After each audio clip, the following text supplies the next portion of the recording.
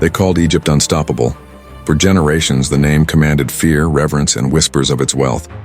A kingdom of gold, gods, and glory. The Nile fed a civilization that had stood for millennia, its pyramids piercing the sky. The priest declared Pharaoh a living god, the son of Ra, his word law, a king who believed no voice on earth or in heaven could challenge him. Pharaoh sat in his palace of stone and gold, his slaves, the Hebrews, broken and beaten under the merciless sun. For 400 years they had prayed, and heaven was preparing. Then a shepherd walked into his throne room, Moses, a name forgotten by the palace but not by God.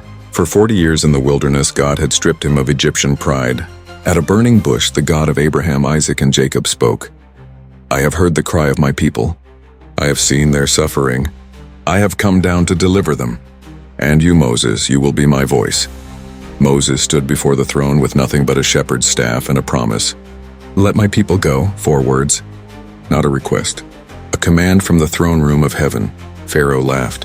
"Who is this Lord that I should obey his voice? I know not this Lord, neither will I let Israel go." The council nodded, the warriors smirked. Egypt always remained. He didn't know heaven wasn't asking. This was a proclamation of war. The Creator confronting the created. What followed shook the ancient world. The river that fed nations turned to blood. The Nile, worshipped as a god, became a river of death. Pharaoh's magicians replicated it with their tricks, but they couldn't reverse it. Then came frogs pouring into palaces, beds, and ovens. The magicians only made it worse. Then a wave of plagues. Gnats, flies, diseased livestock, and boils. Each one systematically dismantled an Egyptian god, proving their deities powerless. Hail, fire, and ice together destroyed crops. Locusts devoured everything the hail had missed, and still Pharaoh refused.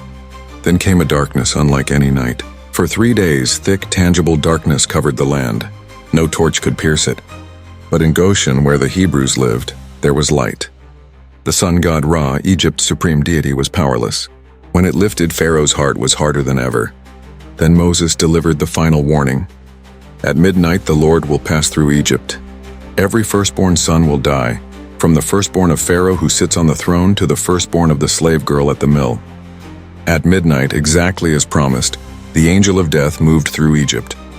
The wailing rose like a wave across the nation. Power, wealth, and pride couldn't protect them.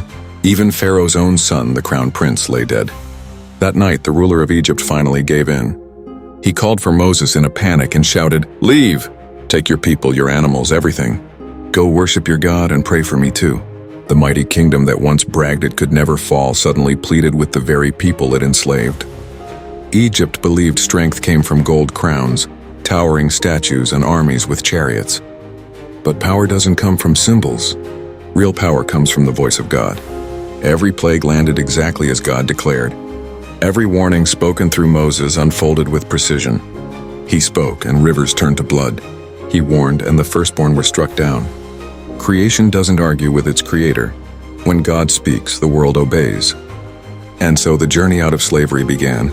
But pride dies hard. Pharaoh gathered his warriors and raced after the Israelites, trapping them against the Red Sea. It looked hopeless until God moved. Moses raised the staff.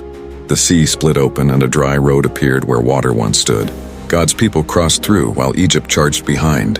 Then with a single command and a lifted staff, the waters returned. The sea swallowed the army. The proud throne crumbled, not by rebellion, not by human strength, but by the power of a faithful God. Generations have come and gone. Nations rise, nations collapse. But the God who freed Israel is unchanged, forever powerful, forever faithful. And hear this.